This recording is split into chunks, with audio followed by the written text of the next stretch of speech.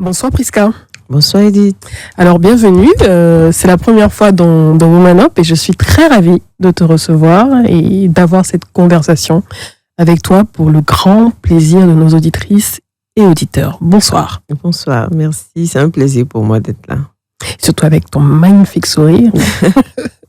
Alors, Prisca Kwaku, coach de vie certifié et surtout c'est ça. Membre de l'association des coachs professionnels de Côte d'Ivoire, ça c'est très important. Mon fondateur, franchement, on a une sommité, mon fondateur, avec cette profusion de coach, il était nécessaire d'avoir cette association. Tout à fait. Et tu en es l'une des fondatrices et membre actuelle.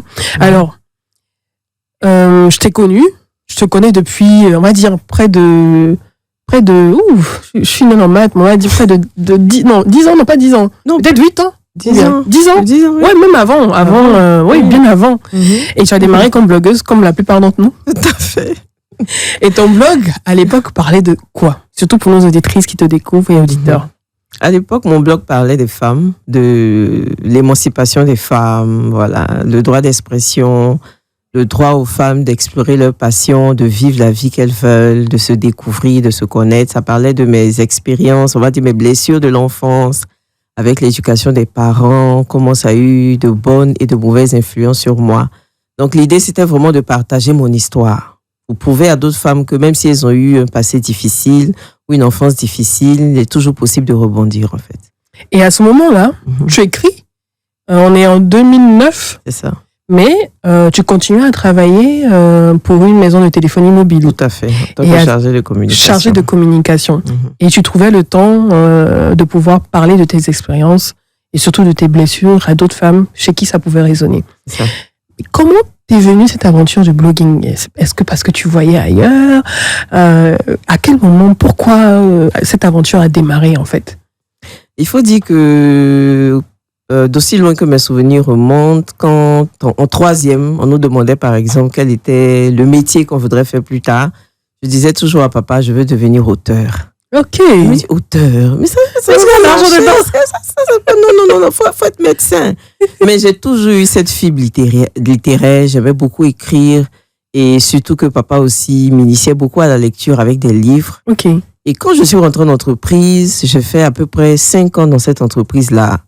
J'avais fait le tour de mon poste. Oui. J'ai commencé à m'ennuyer. Tu pensais que tu n'avais plus d'horizon de carrière, qu'il y avait une sorte de plafond, voilà, ou tu n'avais plus forcément envie, tu t'étais lassée? Oui, je m'étais lassée. Voilà, je m'étais lassée, je m'ennuyais. Et donc, je me suis dit, bon, comme je ne peux pas démissionner à l'époque, peut-être que je trouve un échappatoire, quelque chose qui me passionne au moins pour avoir un peu cette flamme de venir au travail et d'être passionnée par quelque chose d'autre. Et c'est là que justement l'idée de devenir blogueuse est née, surtout qu'à l'époque, j'avais fait une formation en conception de sites internet. Ok. Donc je sais concevoir des sites internet et du coup, avec WordPress et tout ça, c'est très facile à l'époque de concevoir des sites internet.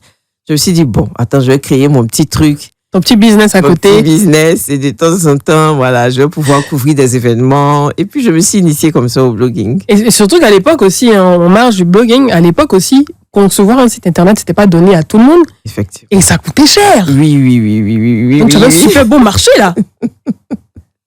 Oui, j'en trouvais des marchés, en tout cas, de conception de sites internet. Et c'est souvent le soir à la descente que je travaillais sur ces projets-là, ou le week-end, ou les fériés.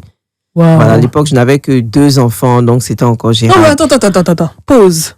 À l'époque, je n'avais que 2 enfants et j'ai trouvé quand même le temps de concevoir des sites internet pour des clients. Oui. Non, mais tu as l'impression que c'est assez bénin comme ça, mais c'est un énorme challenge. Oui, c'est un énorme challenge. En tout cas, pour moi qui suis maman, qui cherche à dormir depuis 2 ans, pouvoir trouver le temps chaque soir de concevoir des sites internet pour des clients, et même le week-end, en continuant d'avoir un premier travail, un travail primaire, c'est ça. On va dire alimentaire, mais je veux dire, comment tu t'en sortais? Tu sais, à l'époque, quand les sites internet préfabriqués, on va dire, n'existaient pas, on faisait beaucoup de coding. Oui. On codait beaucoup. Et moi, j'ai appris les sites internet, la conception des sites internet avec les codes. Ok. Donc, à l'époque, on veillait pour coder. Donc, c'est quelque chose de tout à fait naturel pour moi. Et puis passionnant, j'imagine. Passionnant. Ouais. Ouais. Et tu vois même pas le temps passer, en fait. Tu es devant ton ordinateur. Et tu te rends compte qu'il est 4h du matin. C'est ça, tu enjaillis. Voilà, donc, en fait, tout ce que je faisais, c'est que quand je rentre du travail, rapidement, je gère la maison, le mari, les enfants. Et dès que les enfants dorment, en même temps, j'ouvre mon ordinateur et c'est parti. Et c'est parti jusqu'à 4h du matin. J'aime bien quand la phrase, quand tu dis je gérais les enfants et le mari. Excusez-moi, c'est une digression, mais j'ai l'impression que en fait, les maris, c'est les bébés aussi, en fait, finalement. On les gère comme des enfants. Fin de la parenthèse. Alors, donc, tu es dans cette période, tu commences à bloguer et tu commences à te faire un nom. Tout à fait. Au fur et à mesure, tu as des lecteurs, des lectrices, et ça t'amène forcément de la visibilité. Tout à fait. Comment tu as vécu cette visibilité? On est toujours en 2009, après 2010. Comment tu as vécu cette évolution et à quel moment tu as senti que ton blog, c'était Priscanade. C'est ça. Ton blog Priscanade commençait à avoir de l'impact sur les gens, sur les femmes et les hommes qui le lisaient? Le fait d'aider des personnes, des femmes, était quelque chose de très passionnant et très motivant pour moi. Et à un moment donné, vu que je partageais vraiment mes expériences, j'ai commencé à recevoir beaucoup de demandes de « Ah, tu as pu faire ça, mais moi, j'arrive pas. Ah, tu t'organises comme ça, mais moi, je n'arrive pas. Aide-moi, aide-moi, aide-moi. » À l'époque, je le faisais gratuitement. On le fait toujours gratuitement à l'époque, dans les débuts. C'est normal. Oui. Mais ça a commencé à me prendre trop de temps en plus des sites internet. Et même au boulot, mon patron a commencé à attirer mon attention pour dire « Ah, fais attention, là, on sent que tu régresses. C'est vrai que tu as tes activités. » Parce que j'ai déclaré que je suis n'as bloquée. Pas caché. Je n'ai pas caché, voilà. Donc, il m'a dit « Non, fais attention et tout ça. » Et à un moment donné, je n'arrivais plus justement à gérer les sollicitations parce que mon cœur était vraiment tourné vers le service des autres. Voilà. Exactement. Et j'arrivais plus. Et je pouvais plus faire semblant au travail parce que honnêtement, émotionnellement parlant, tu n'y étais plus en fait. Je n'y étais plus. Il n'y avait que mon corps qui était, mais mon âme et mon esprit étaient dehors. En fait, il y a une phrase, si je ne me trompe pas, de l'alchimiste, ton trésor se trouve là où se trouve ton cœur. En tout cas, je pense que j'ai paraphrasé. Et en fait, ta passion prenait tellement d'ampleur dans ta vie, de place, dans ma vie, qu'à un moment, le choix était fatidique. Était fait, voilà, était fait de lui-même. Et puis, j'ai beaucoup aimé le fait, je me suis dit, là, je suis cachée au bureau, mais grâce à mon blog, au moins, je deviens une voix. Exactement. Au moins, quand je publie quelque chose, ça change la vie de quelqu'un. Et pour moi, ça n'avait pas de prix. Et ça, franchement, ça n'avait pas de prix. Donc, à un moment donné, j'ai dit à mon patron, vraiment, patron, là, bye bye. Merci beaucoup. Il faut que je parte. Et puis, j'aimais bien aller dans les entreprises, faire des reportages, parce qu'on était tout le temps sollicités. Avec l'association des blogueurs aussi. Donc, aller tourner ici, aller animer telle activité. Et vraiment, je me suis rendu compte que j'aime beaucoup être dehors que d'être assise. Au bureau. Et finalement, tu fais cette étape, le choix de démissionner, de partir. Tu as certainement gardé de très bonnes relations avec l'entreprise, dans l'entreprise dans laquelle tu travaillais, évidemment. Et tu te lances sans parachute. En général, on se lance toujours sans parachute. Sans préparation. Sans préparation dans l'entrepreneuriat. Et je me rappelle, forcément, moi aussi, à ce moment précis aussi, je voulais vivre que de mon blog, mais on ne sait pas où on va parce que on est quoi en 2010, 2011, bref. Et tu fais ce choix-là. Et comment ça se passe, en fait, cette transition où tu es maintenant, toi, Priska Kwaku, avec Priscanade, qui est censé te rapporter de l'argent, bien sûr, avec tes compétences en coding, en développement de sites web. Comment tu gères cette transition? C'est pas une transition facile du tout. Parce que quand tu dis au patron, je vais démissionner, bon, c'est simple à dire, mais après, la réalité est tout autre, en fait. Et je pense que l'une de mes erreurs, ça a été de ne pas vraiment fréquenter des entrepreneurs. Oui, de demander. De demander, ne serait-ce que poser des questions. C'est ça. Donc, pour moi, j'ai beaucoup d'expérience professionnelle. Ça, c'est gagner ma vie. Des clients aussi. Je veux dire, il y avait de l'argent qui rentrait quand même. Donc, tu te dis que tu peux continuer comme ça. Et je me disais que, bon, vu que ça rentre déjà, je suis salarié, si je suis à plein temps là, c'est sûr que je serais débordée de marché. La réalité ne te rattrape pas. Et j'ai démissionné quand même 24 novembre. Mon patron me disait, non, mais attends, décembre, attends ton 13e mois. Je dis, non, là, ça va plus. Je vais y aller en même temps. Il était visionnaire, le patron. Franchement. Et je démissionne et quasiment sans l'accord de mon mari. Waouh! Oui, il n'était pas d'accord. Il n'était pas d'accord. Il n'était pas d'accord. Il m'a dit non, attends, réfléchis encore. Mais je me suis dit, si je veux l'écouter, tu vas jamais le faire. Exactement. Je vais écouter maman aussi, je ne vais jamais y aller. Non, lui, il te disait pas juste de faire une transition pour dire, bon, tu attends 2 mois, 3 mois. Lui, il voulait juste que tu gardes ton emploi. Que je continue, voilà, à faire mes choses sur le côté. Les deux choses, voilà, de gérer les 2 choses. Mais je dis non, je peux plus. Donc là, je démissionne et voilà. Cette année-là, même le mois de décembre, j'ai quasiment vidé mon épargne. J'imagine. Parce que je me suis dit, en janvier, février, je vais crouler sous le poids des marchés. Surtout qu'en janvier, c'est la janviose et il n'y a pas beaucoup de clients en janvier. Tu connais les réalités. Oh non, je ne connaissais aucune réalité. Parce que être dans un bureau de salarié et être entrepreneur, mais c'est 2 univers, mais complètement différents. Et tu avais les moyens de l'entreprise aussi, l'ordinateur, la connexion Internet. J'avais tout. Donc, en fait, quand tu n'es pas bien préparé, tu ne sais pas que tout ça, ce sont des coûts et ce sont des charges. Exactement. Et tu as vécu ça de plein fouet. De plein fouet. Décembre, janvier, février, avec 2 enfants, monsieur qui n'était pas forcément content et tout. En février, ça n'allait plus. Mais forcément, évidemment, surtout que janvier a été sec. En général, janvier est sec. Sec. Et février, sec. J'imagine comment monsieur te regarde. Ah non. Ça dit qu'il ne pouvait même plus parler, même tellement il était désespéré pour moi. Et tu sais, dès le mois de mars, j'ai fait un gros burn-out. Hein. Ah oui, ça nous rattrape tout aussi. Oui, parce que je cherchais des marchés, je courais ici à droite. Je ne savais pas que c'était aussi dur, en fait. Compliqué. Vraiment compliqué. Et je pensais que mes patrons allaient m'aider. Oui, que tu allais avoir des marchés avec les patrons me donner l'entreprise. Vraiment pour m'aider, mais rien. C'était vraiment la traversée du désert. Abandonnée. Et je me suis sentie seule. Vraiment, la solitude, là, je ne l'ai pas supportée. Waouh. Et tu fais un burn-out. En tout cas, tu te rapproches du burn-out. Du burn-out. Et comment tu arrives à sortir de cette période de traversée du désert? Tu sais, Dieu, à quel moment il y a eu le déclic et qui a commencé à faire waouh? Dieu sait toujours mettre de bonnes personnes sur ton chemin. Exactement. Et je tombe sur le chemin d'un monsieur qui me suivait justement sur le blogging, sur Priscanad et tout ça, et qui a vu que j'ai démissionné parce que j'ai annoncé à tout le monde voilà, que c'est fini et tout ça. Et au bout de 2-3 mois, il voit que je suis plus très active. Ça chauffe. Donc, il me parle inbox, il me dit, comment tu vas, Prisca? Vraiment, j'aime beaucoup ce que tu fais. Mon bureau est situé ici, viens me voir. Et Dieu faisant les choses, c'était juste à côté de ma maison. Waouh! Oui, juste ça, c'est un ange.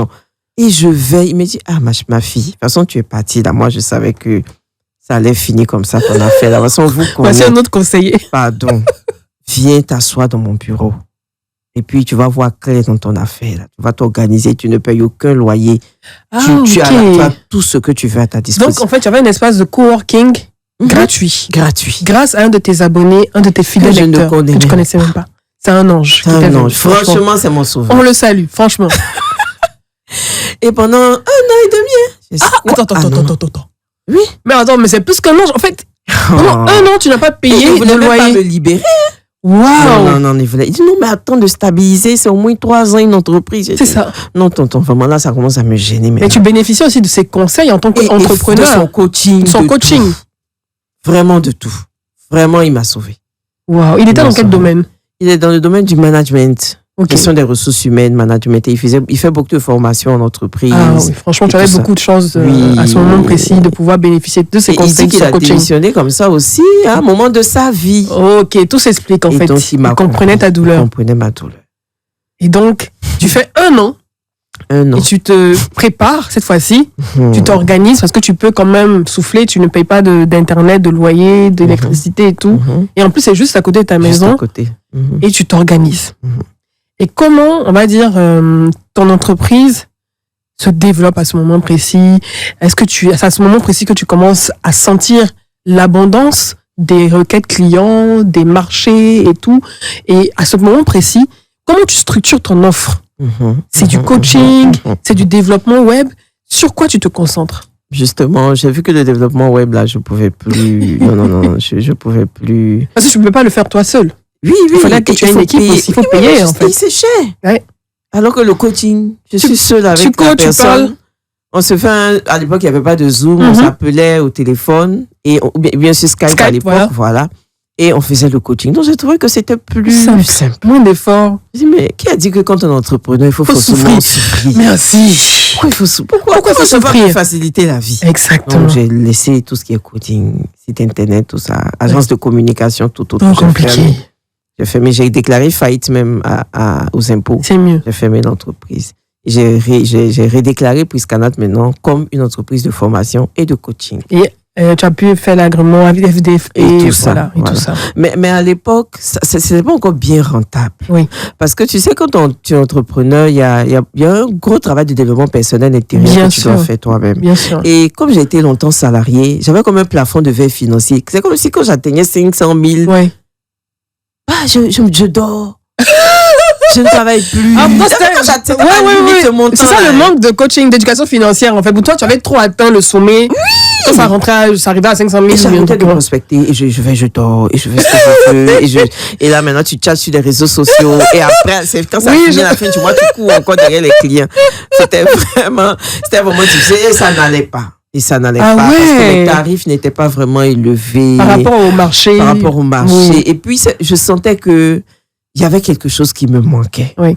J'étais pas formée. Oui, c'était le manque de préparation, de coaching, de formation toi-même, de développement toi-même. Exactement. Voilà.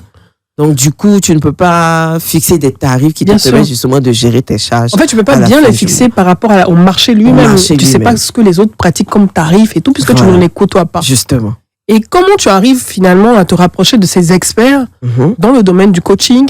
Comment tu fais cette transition de toi-même chercher maintenant à te former? À me former. Te former et dans le domaine du coaching, mais aussi dans le domaine même de l'entrepreneuriat, la gestion d'entreprise. Tout à fait. Donc là, au bout d'1 an et demi, je décide de quitter mon ange et je vais maintenant dans un coworking. Ok, là tu payes. Là, je paye maintenant et je suis vraiment dans le quotidien des entrepreneurs. Ouais. Et c'est là qu'on se côtoie, c'est là qu'on parle offre, on parle marketing, partager on parle comment expériences. vendre ses offres, comment s'organiser. Et c'est là que je découvre un univers auquel je n'étais pas du tout habituée. Exactement. Et je me suis rendu compte que si je voulais vraiment fixer de bons tarifs qui allaient vraiment me permettre de vivre de mon activité, il fallait me faire certifier. Exactement. Pour sortir un peu des codes de Facebook. C'est ça. Voilà, pour me démarquer. Mais j'avais pas l'argent pour la certification à l'époque. J'avais pas. Parce que c'est plus de 2 millions à l'époque. C'était plus de 2 millions la certification. J'ai payé à 2 millions 5 ma certification. Wow. Et combien de temps de formation? 6 mois. 6 mois, quand même. Ouais. 6 mois de formation. Donc là, du coup, je décide de retourner en entreprise. Edith. Tu retournes en entreprise. On va faire une pause parce que ce retour en entreprise va nous amener également à la pub et surtout souffler parce que c'est une histoire quand même très forte et je pense que ça résonne dans beaucoup de personnes, en tout cas qui ont vécu cette histoire de se lancer. Surtout sans filer de préparation, on l'a tous fait. Et forcément, on ressent ce que Prisca a ressenti à ce moment précis. Alors, on se retrouve dans quelques instants. À tout de suite.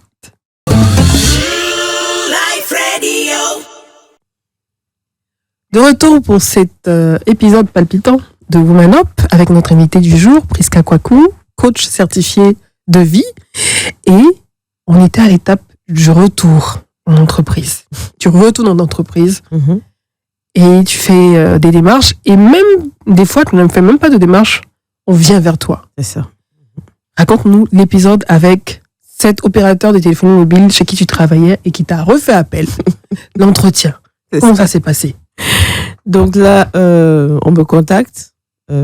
Quelqu'un de la DRH me contacte et me dit il y a un poste de manager qui est disponible, est-ce que ça t'intéresse? Je dis oui, mais pourquoi pas? Parce que là, j'étais dans une situation où c'était critique. C'était critique financièrement parlant. Et j'étais perdue dans mon affaire de business. Je ne me retrouvais pas du tout.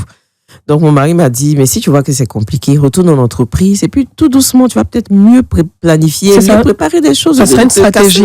Exactement. Je dis, bon, ok, vu sous cet aspect-là, c'est prenable. Donc, je me prépare, je vais à l'entretien, tout. Déjà, quand je monte les marches de l'escalier, que mon regard croise celui de la secrétaire, je sens que je ne suis pas du tout la bienvenue. Donc, ça va pas bien se passer. Qu'est-ce que tu viens chercher ici encore? Donc, on est aussi bon pour que tu reviennes. Tu vois comment on est gentil. Et donc là, je retourne dans l'ancien département, je salue tout le monde, je là pour l'entretien, tout, et on m'installe en salle de réunion avec mes anciens patrons et un représentant de la DRH. Waouh, le stress. Et là, maintenant, le stress monte à un degré que je ne peux même pas imaginer. Je fais carrément une grosse crise d'angoisse au point où je n'arrive même pas déjà même à me présenter. C'est ça. Je dis, présentez-vous, madame. Juste dire je suis là. Et j'ai déjà fait ce travail, tu transpires. Je suis perdu. Je me demande, mais qu'est-ce que je viens foutre ici? Pourquoi je reviens encore? Pourquoi je reviens? Qu'est-ce que je cherche? Je sais au fond de moi que je reviens pour l'argent, mais est-ce qu'il y a une bonne motivation pour revenir? Les gens savent que je viens pour l'argent. C'est ça. Pendant que les gens viennent parce qu'ils savent que c'est chaud. C'est chaud. L'aventure entrepreneuriale est compliquée. C'est compliqué. Et donc là, mon patron me dit, bon, vu que tu es très angoissé, on va te donner une bouteille d'eau. Ils ont senti que tu étais angoissé. Oui, non, mais attends, ça se sentait à des kilomètres. Hein. Comme tu es très angoissé, prends juste cette bouteille d'eau et on sort un peu de la salle pour que tu puisses quand même te mettre à l'aise. Oui. Et on revient dans 5 minutes. Waouh. Mais malgré ces 5 minutes de pause, là, quand ils sont revenus même, le stress a C'était encore pire. Et donc là, je pouvais carrément plus parler. Présentez-vous, j'ai dit rapidement mon nom. Pourquoi vous voulez ce poste? Qu'est-ce qui vous motive? Vous avez quitté l'entreprise? Pourquoi vous revenez? Et c'est la première question qu'on me pose. Wow. Et là, ça n'allait plus. Là, c'était la fin. Je ne sais pas mentir, en fait. Ouais, je ne sais vraiment pas mentir. Bon, on a essayé de raconter des choses, hein, oui, on fait parce qu'on aime le boulot, on aime le poste. Mais bon, il y a ce que tu as dit avant de partir, puis il y a ce que tu dis maintenant, ce sont les mêmes personnes.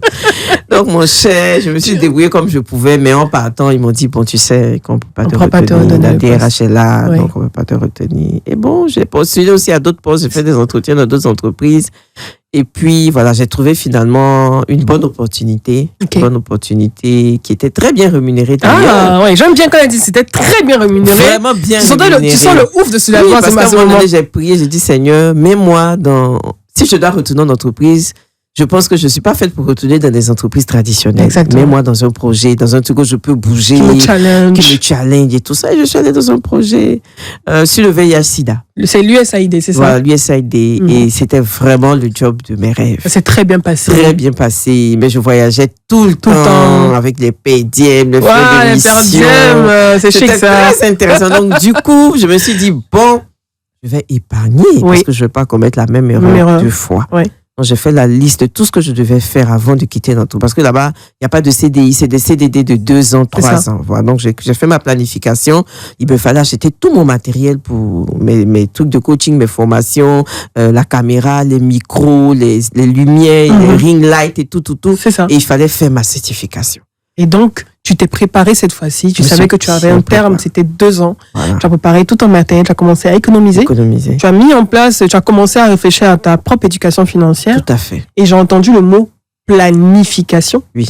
Et donc, après les 2 ans, donc au sein de cette agence, tu te lances véritablement, tu es bien préparé. Tout à fait. Il faut faire ta certification. Je fais ma certification. À la base, le projet était fait pour 5 ans. OK.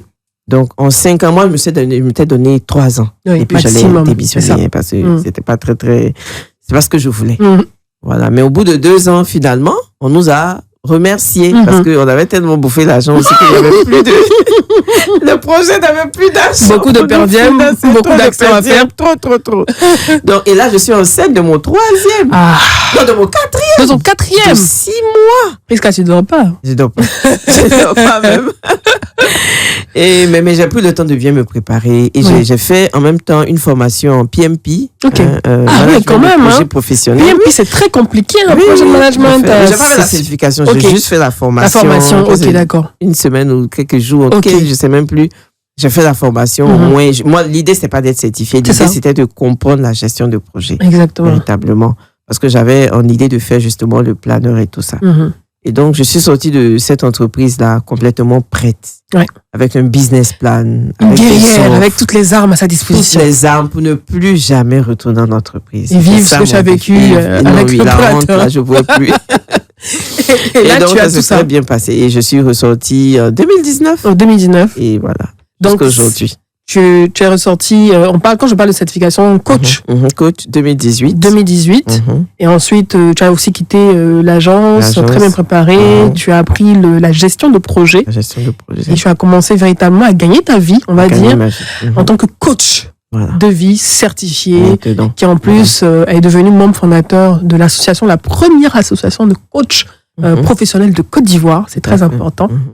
Et ça se passe bien. Tu as des clients. Oui. Et tu interagis avec eux donc sur les réseaux sociaux, mais surtout personnellement avec chacun de tes clients. C'est ça. Et tu as lancé un life Planner. C'est ça. Tu as dit Life Planner and Finances. Life and Finances Planner. Exactement. C'est un énorme document. Il a maigri maintenant. Il a maigri maintenant. Ok, d'accord, il a perdu du poids.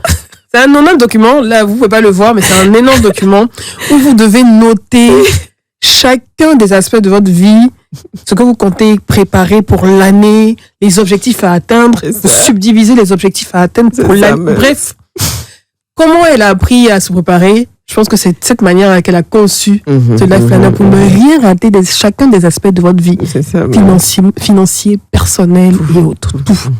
Alors, comment t'es venue l'idée du Life Planner, Life and Finances Planner, et comment tu l'as conçu pour tes clients? Est-ce que c'est parti d'un déclic avec un client ou des clients, et comment tu l'as conçu? Est-ce que tu l'as adapté pour toi ou bien tu t'es basé sur des Life Planners existants? Comment le Life Planner a démarré? Le Life Planner de Prise Canada. De Prise Canada. Il faut dire que l'aventure du Life Planner a démarré depuis mes 20 ans quand même. Ah, quand même? Oui, assez loin. Parce que moi, j'ai perdu mon père quand j'avais 17 ans. Et à cette époque-là, je me suis dit, si papa peut partir aussitôt, c'est que finalement, tout le monde peut partir et personne ne maîtrise vraiment le jour de son départ. Donc, je me suis dit, si moi je dois partir, qu'est-ce que j'aimerais vraiment réaliser avant de quitter ce monde? Et j'ai commencé à faire une liste des choses que je voulais réaliser. Et là-dedans, il y avait devenir entrepreneur à mes 30 ans. C'était déjà écrit dans mon planeur. Avoir tel nombre d'enfants, me marier à tel type d'homme et tout ça. Comment? Nombre d'enfants, t'avais mis combien à l'époque? 3. Ok, et d'accord. puis on a eu le bonus. Le Guassou. On s'était entendu sur 3 et puis bon, le Guassou est arrivé. Donc, je me rends compte que cette façon de visualiser ma vie, déjà quand j'avais 20 ans, m'a aidé à faire de très, très bons choix. Très bons choix dans mes études, dans mon choix de carrière et tout ça. Et quand je suis maintenant pleinement coach, certifié et tout ça, j'arrive maintenant à vraiment accompagner des clients. Je me rends compte que des gens n'ont pas de vision pour leur vie. C'est vrai. Beaucoup, non. En fait, aujourd'hui, tu dois demander, mais dans 5 ans, tu veux être qui? La personne est dépassée, c'est pas quoi repenser. Et la personne trouve que c'est une question qui est trop difficile. Tu dis, mais non, pas du tout. Mais quand tu n'as pas de vision, comment tu gères aujourd'hui? Comment tu gères ton temps? Comment tu gères tes finances? Et tu n'as pas de planification. Comment tu fais même le choix de la personne qui t'accompagne dans ta vie si tu ne sais pas où tu vas? Exactement. Et j'étais vraiment épuisée à chaque fois de leur dire, il faut se fixer des objectifs. En fait, les objectifs, c'est ça, il faut les décomposer. J'ai dit, bon, cette affaire-là, ça tombe bien. Et puis, je me suis dit aussi, on était à l'époque en 2019, 2020. Je me suis dit, quand je me projette dans 8-9 ans, je suis sûr que beaucoup de gens vont devenir coach. On aura beaucoup plus de coachs. J'ai eu la vision. J'ai eu la vision. On aura beaucoup plus de coachs qu'on en a maintenant. Mais qu'est-ce qui, moi, va me démarquer des gens? Exactement. Parce que finalement, c'est tout ce coaching, code de vie. Mais moi, c'est quoi ma particularité? Je me suis dit, bon, moi, je me spécialise dans la planification. Voilà, dans l'organisation, la gestion du temps, la gestion des finances. Et comme je ne peux pas coacher le monde entier, je peux au moins créer un outil qui va être utile au monde entier. Les clients de mes concurrents, mais des autres coachs vont utiliser. Très bonne idée. Et voilà, c'est devenu mon outil favori, mon outil passe-partout. Et la première version, bon, tu vois, c'est pas terrible au début. Tu fais comme le premier essai. Je t'avoue que j'ai pas regardé à chercher, à voir ce qui se passait ailleurs. J'ai juste établi un plan sur la base de ce que j'avais l'habitude de faire. Exactement. Voilà, je pense que si j'avais cherché un peu sur Internet, peut-être que ça aurait été mieux. Donc, cette première édition-là, j'ai vendu juste 100 exemplaires. Sur 500 que j'avais imprimés, j'ai détruit les 400 même avec mes enfants. Wow. Puis on a mis dans l'eau, on a mis dans l'eau, on a tapé, machin, on s'est amusé, puis c'est fini. C'est l'argent comme ça qui est parti. Oui. Et c'est l'argent de mon mari. Il m'a prêté l'argent. J'avais pas l'argent pour imprimer. J'ai pris son argent. Donc, quand j'ai vendu mes 100 que je lui ai remboursé son argent, j'avais plus rien. Ouais. Et bon, les gens commencent à me faire des critiques. Non, en fait, telle partie, c'était comme ça. Non, il faut améliorer comme ça. J'essaie de voir un peu ce qui se passe. Et c'est là que je me rends compte qu'aux États-Unis, c'est un business énorme.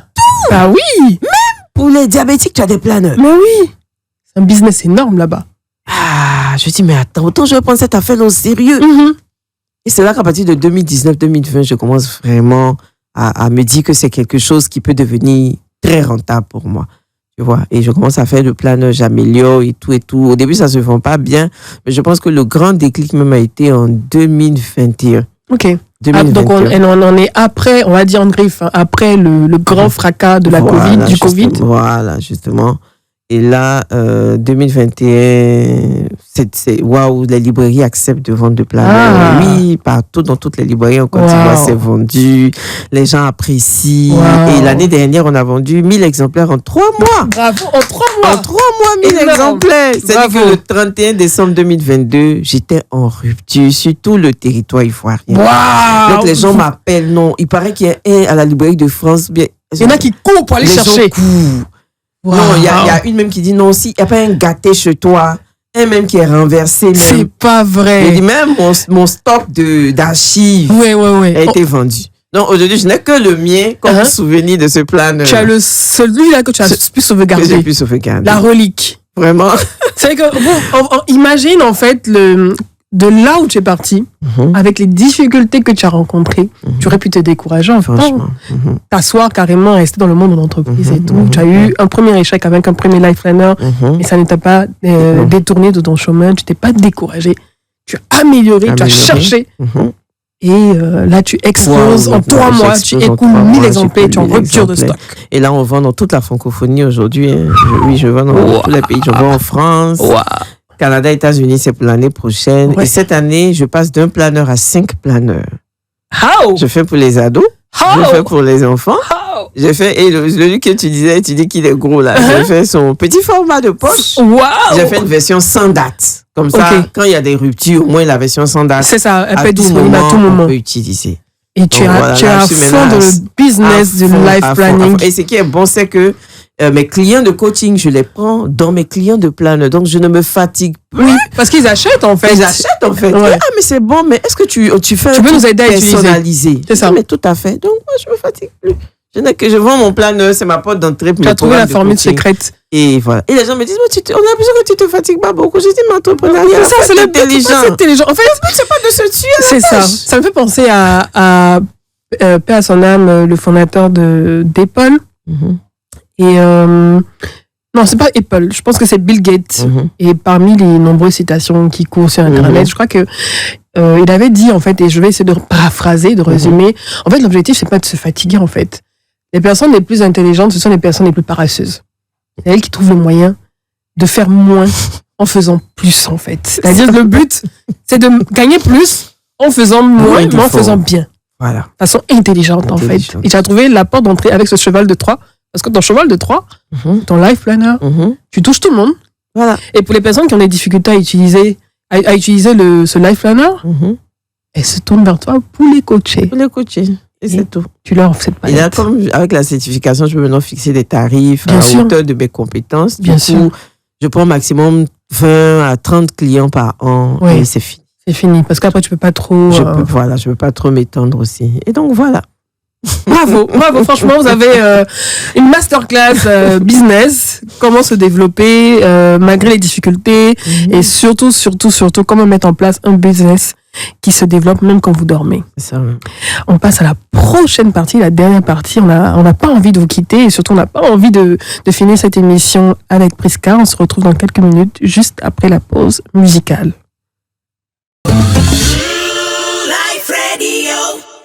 Nous sommes de retour pour la suite de cette émission et beaucoup de choses se sont passées on-off pendant la pause. On a beaucoup discuté, ça prouve en fait que le coaching ne s'arrête jamais. On a énormément d'expériences à partager. Je pense que vous aussi, auditrices et auditeurs de Woman Up, vous aurez l'occasion de contacter Prisca Kwaku et pour bénéficier Tout à fait. de son coaching C'est ça même. et aussi d'acheter son life planner. Alors Prisca, comment on fait pour te contacter? Par quel canaux on peut le faire? Je suis disponible sur déjà les réseaux sociaux. Vous tapez juste Priscana, Life Planner, vous allez me retrouver. Sur mon téléphone mobile aussi, le 07 07 32 67 77. Je répète une deuxième fois. 07 07 32 67 77. Et donc on peut te contacter à certaines heures précises, pas WhatsApp. Par WhatsApp, voilà, le numéro est WhatsApp. Et puis sur Messenger aussi. Je suis très active en tout cas sur les réseaux sociaux. Ok, d'accord. Voilà. Et pour le Life Planner? Le Life Planner, c'est le même numéro. Ok. Life Planner, c'est on passe des commandes sur le site internet priscanat.com/lifeplanner simplement. Et on peut le trouver en librairie aussi? On peut en le ce trouver en moment? librairie, dans toutes les librairies de France, dans toutes les librairies Fnac, Fnac Ok. Cap Sud, Fnac Cap Nord. Il y en a de disponibles. Everywhere in Abidjan, en tout cas dans les bonnes librairies. Dans les bonnes librairies. Et ça coûte combien? Le grand format, il est à 20 000 francs. Ok. Et le petit format à 15 000 Ok. et le format sans date à 10 000. Ok. Presque à l'argent, hein. Là, c'est moi, si j'ai pris tous les prix possibles. Tous les prix Il n'y a pas possibles. d'excuse, vous ne pas prendre ton planeur. Et puis l'année finie, hein, donc c'est maintenant qu'il faut commencer à planifier. C'est Exactement. maintenant qu'il faut faire son bilan. D'ailleurs, même à partir de demain, on commence des sessions de formation gratuites que j'offre en ligne pour aider les c'est gens bien ça. tous les jeudis du mois de décembre. Tous les jeudis du mois de décembre, vous avez bien entendu, Priska Kwaku donne un coaching gratuit. Gratuit sur Vous aider à Zoom, préparer sur Zoom, planifier l'année 2024. planifier votre année 2024 pour ne pas vous rater pour cette nouvelle année 2024. N'oubliez pas, tout le mois de décembre, chaque jeudi du mois Chaque de jeudi décembre, du mois de décembre. vous la retrouvez sur sa page Facebook, mais aussi par WhatsApp, Par WhatsApp. pour pouvoir mettre dans votre agenda donc C'est ce rendez-vous. Et surtout, pendant ce rendez-vous, ayez votre life planner. C'est Tout très à fait, important. c'est mieux. C'est mieux. C'est mieux. Faites la pratique en même temps. La pratique. Alors, donc, coach Priska, on a fait le tour. On a découvert ton parcours, les étapes par lesquelles tu es passé, et comment tu changes la vie des gens, avec ton coaching, mais également avec ton life planner. Et du côté de ta vie personnelle, on a parlé aussi de ton époux qui, à certaines étapes de ta vie d'entrepreneur, était là, il a tout vu, il t'a conseillé, tu l'as bien écouté, il a participé dans le financement de certaines activités et tout et tout. Il est toujours là, il est toujours présent. Toujours là. Comment tu le décrirais, ton époux, ton compagnon? Mon mari, je le décris comme quelqu'un qui est très sage, beaucoup compréhensif, même si on n'est pas toujours d'accord sur tous les points, mais c'est quelqu'un qui me soutient énormément. Au début, il n'était pas très partant, mais aujourd'hui, c'est devenu mon premier supporter, ton directeur marketing. Mais il voit que l'argent rentre. Le plan de partout. Il est devenu un ambassadeur, mais il a même introduit le plan dans son entreprise. C'est ce que je voulais demander. Oui. Il est dans quel domaine? Il est dans la téléphonie aussi. Ah, ok, d'accord. Donc, je suppose que vous vous êtes rencontrés chez cet opérateur mobile? Non, il est dans la concurrence. Ah, non. Ouais, j'étais... Mais en général, les mariages avec la concurrence, c'est pas toujours évident, hein. Ça se fait pas beaucoup. Bon, en tout cas, nous, ça a bien marché. Donc, je sais pas trop. Bon, disons le tout net. Oui, la concurrence. Oui, il y a MTN, il y a Orange. Priska, elle était chez MTN. Et lui, il était chez Orange. Et ça fonctionnait jusqu'à présent. Et donc, en tout cas, il est d'un soutien vraiment incroyable. Et aujourd'hui, j'ai fait comprendre, en fait, à mon mari et à toute la famille que c'est l'entreprise familiale. C'est pas l'entreprise de maman. Exactement. C'est l'entreprise de la famille. Donc là, c'est ma fille qui gère les commandes. Ah, elle a quel âge? Elle a 12 ans. Ah, oui, tu la formes déjà, en fait. En tout cas, elle est formée, qui écrit des commandes. Même quand j'étais en train de concevoir le planeur des ados, des enfants, c'était elle-même qui m'aidait. Non, maman, mets ceci, mets ça. Et puis, il y a les 3 garçons aussi qui m'aident de temps à autre. Eux, ils font des colis. Ok. On va chercher tel planeur, tu mets dans le sac, tu agrafes. Voilà, ça les occupe. Ils aiment Tout le monde bien. participe. Tout le monde participe. Family Foundation. C'est ça. Chacun a son planeur. Chacun son planeur. Et tout le monde, en fait, apporte sa touche dans le développement du business. C'est ça même. Parce qu'il n'y a pas beaucoup d'entreprises familiales. Et je pense que c'est un point sur lequel, en Afrique aussi, on devait travailler parce que quand on décide de se lancer dans l'entrepreneuriat, oui, personnellement, c'est pour un épanouissement personnel, mais c'est surtout pour la famille également. Que ce soit la famille, on va dire, nucléaire et la famille large, en fait, au sens propre. Et si on devait te décrire toi en 3 mots, quels seraient-ils et pourquoi? Le premier mot qui me vient à l'esprit, on va dire, c'est naturel. Naturel, parce que je suis simple dans ma vie. J'aime pas m'emmerder, j'aime pas des choses trop compliquées. J'aime pas te prendre la tête. J'aime pas me prendre la tête. Voilà, je fais avec ce qui vient. Les gens même me trouvent trop simple en tant que coach. Non, tu devrais être un peu plus apprêté. Mais moi, j'ai pas le temps. Les gens me disent, mais pourquoi tu as des locks? Ils aiment le bling bling. Pourquoi tu as des locks? Je suis choquée, je suis dans ce plateau. Comment des gens peuvent avoir des préjugés de ce niveau? Donc, un coach ne peut pas avoir de locks. Non. Je suis loxée, je suis offensée. Il y a des gens comme ça, en fait, qui sont dans leur propre réalité et qui jugent les autres par rapport à leur réalité. Dans la tête, en fait. Waouh! Et c'est pour ça qu'ils se font avoir, en fait. Voilà. Parce que l'apparence, c'est pas toujours... Ils ne recherchent pas l'authenticité. Ils ne recherchent pas la vérité. Donc, il y a le fait d'être naturel, d'être très simple et puis ambitieuse. Ça, je suis vraiment ambitieuse.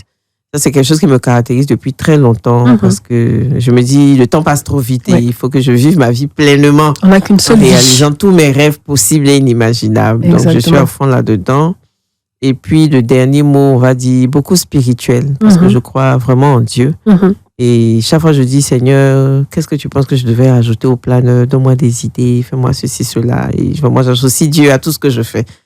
Et aujourd'hui, sur les réseaux sociaux, je n'ai pas honte de dire que je suis chrétienne, de donner des conseils même avec la Bible et tout ça. Vraiment pas du tout. Donc, voilà ce qui me caractérise. Donc, on retient naturelle, ambitieuse et très spirituelle. Est-ce qu'il y a 3 choses? Parce que tu as dit, en fait, que quand tu étais plus jeune, tu avais fait une liste des choses que tu devais faire dans ta vie, des objectifs à atteindre. Quelles sont les 3 choses que tu n'as pas encore faites de ta bucket list, comme on dit, et que tu voudrais faire dans les prochaines années? La première chose, c'est voyager en famille. Ok. Quelque chose qui me tient à cœur depuis un moment que je n'ai pas encore pu vraiment réaliser. J'aimerais réaliser. La deuxième chose, c'est pouvoir construire une maison. Okay. Avoir une maison, en tout cas, avant que mon monde quitte ce monde, il faut qu'elle ait au moins dormi dans ma maison. Ouais, c'est important. Donc ça, c'est un défi pour moi. Et puis, la troisième chose, je dis, c'est vraiment bâtir une grande entreprise. Oui. Je veux que Puiscanade reste après moi. Je veux que ce soit une entreprise qui nourrisse mes enfants, mes arrière-petits-enfants. Voilà, comme d'autres grandes entreprises qu'on connaît, pourquoi pas. Que tu mettes en place une fortune générationnelle. Une fortune générationnelle, c'est ça même l'objectif. Et tu te donnes les moyens pour y arriver en bâtissant au fur et à mesure, ton activité. C'est ça. Et lorsque tu regardes autour de toi, tu as parlé tout à l'heure à un moment donné, tu t'es dit que forcément, il y aurait une multitude d'acteurs sur le marché, donc de coachs, avec diverses thématiques. Et là, tu constates, je pense qu'avec l'évolution de Facebook, tout à fait. À un moment donné, en 2014, 2015, je crois que c'est là qu'on a commencé à avoir les premiers lives et tout.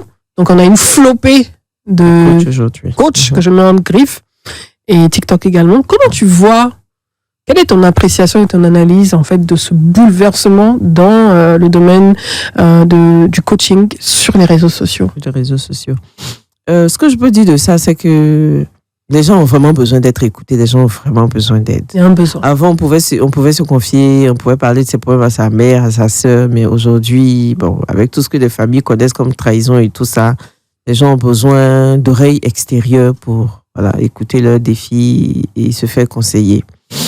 Et donc, c'est pas mauvais qu'il y ait autant de coachs, que chacun essaie d'apporter sa pierre à l'édifice, mais en même temps, je trouve que le peuple, je vais pas dire le peuple, mais les auditeurs sont de plus en plus matures aujourd'hui et arrivent quand même à faire la différence entre ceux qui sont vrais et ceux qui sont faux. Voilà.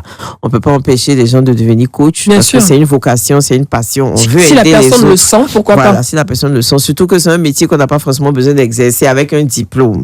Voilà, tu peux le faire à partir de tes propres connaissances. C'est tant mieux, mais je dis aux gens de ne pas regarder à l'apparence parce que c'est pas parce que quelqu'un publie de belles citations sur les réseaux sociaux, donne de bons conseils que c'est forcément un bon coach. Voilà, il faut faire attention. Et tu as mentionné, et je crois que j'avais reçu aussi une autre coach, on a reçu plusieurs, et qui avait mentionné en fait il est important aussi pour les coachs et certifiés de faire un travail sur eux-mêmes de se faire accompagner. Je crois que c'est le cas, parce que tu peux pas accompagner quelqu'un si toi-même tu as des bouleversements, des carences intérieures en fait. Et donc, ce travail d'accompagnement et tout, comment tu conseillerais à quelqu'un qui se dirait, oui, je sens cet appel pour devenir aussi coach, parce que j'ai une chanson qui parle de coacha, et de coacha, différence entre coacha et coach et tout. Je crois que c'est qui chante, comment il s'appelle? Lise. Je crois que c'est la sœur de Sarah Gay, si je me trompe pas et tout, voilà. Et qu'est-ce que tu conseillerais à cette personne qui sent cet appel? Qu'est-ce qu'elle devrait faire? Par quelle étape elle doit passer pour pouvoir aussi se lancer dans ce métier? Je pense que pour moi, la première étape, c'est déjà d'être sûr qu'on est appelé. Parce que pour moi, être coach, c'est un appel, c'est un ministère, c'est un sacerdoce. Parce que c'est vraiment écouter les gens et les accompagner, c'est porter leur fardeau, c'est vraiment les aider. Et la première étape, c'est vraiment de s'assurer que c'est quelque chose qu'on ne fait pas pour gagner de l'argent. Parce que si tu fais ça que pour gagner de l'argent, tu vas très vite t'essouffler, très vite t'ennuyer. Donc, il faut être sûr que c'est une passion. Il faut être sûr qu'on a un marché, on a une spécialité en tant que coach aujourd'hui. Parce qu'aujourd'hui, on ne peut pas juste dire je suis coach de développement personnel. C'est trop bateau. C'est trop vague. Donc, quel est ton apport? Quelle est ta spécialité? Et c'est en cela que la formation, justement, aide. Parce qu'à l'école de coaching, on commence d'abord par toi, le coach. Ta motivation, tes passions, qui es-tu, pourquoi tu veux aider. C'est ça le premier module qu'on fait à l'école de coaching. Ouais. Tu vois? Donc, l'idée, c'est vraiment de s'assurer que c'est quelque chose qui nous passionne, mais de passer par la case formation, parce que c'est Très différent. important. Il y avait des coachs qui étaient récalcitrants. Quand moi, j'ai fait ma certification, à l'idée de se faire coacher, ils étaient récalcitrants. Je leur ai dit, vous allez voir que c'est pas ce que vous faites là, on n'appelle pas ça coaching. Ouais. Et quand ils sont allés faire le diplôme, finalement, ils sont venus me remercier. Je dis, mais vraiment, on était loin de la chose. Ouais. Donc, c'est important de se faire accompagner et de se faire coacher. Et nous-mêmes, à l'école de coaching, on nous dit qu'on doit avoir des mentors. Chaque année, tu dois avoir un mentor, toi-même en tant que coach, qui t'accompagne aussi Exactement. dans l'atteinte de tes propres objectifs personnels. Exactement. Voilà. Donc, un coach qui n'a pas de coach, c'est un danger public. On fait très attention. J'aime beaucoup cette phrase. Un coach qui n'a pas de coach, c'est un danger public et il est important de se faire suivre, et surtout de se faire former. C'est très important parce que on change la vie des gens par les paroles qu'on prononce, par les conseils, et les directives aussi qu'on donne, on bouleverse la vie des gens. Et il est important de se faire accompagner. Prisca, Kwaku, ça a été un plaisir de te recevoir. Partager. Ça a été un plaisir de découvrir aussi ton expérience, ton parcours et toutes les étapes à lesquelles tu es passé. Et surtout d'apprendre beaucoup plus sur l'utilisation du Life Planner. C'est ça. Et tout, et de voir qu'il y a différents Life Planners Tout à fait. qui sont disponibles maintenant en librairie. Et de savoir aussi que tu vas faire pendant tout ce mois de décembre, chaque jeudi, donc du coaching gratuit pour les personnes qui veulent bien préparer 2024. Tout à fait. Chères auditrices et auditeurs, c'était un plaisir également de vous avoir avec nous, comme chaque samedi. Un dernier mot? Préparer l'année 2024, ça commence maintenant. Ça commence maintenant. Et nous, on ne vous quitte pas. Vous restez avec nous pour la suite des programmes sur Life Radio. Vous écoutiez Oumanop, l'émission des femmes ordinaires qui font des choses extraordinaires. À samedi prochain.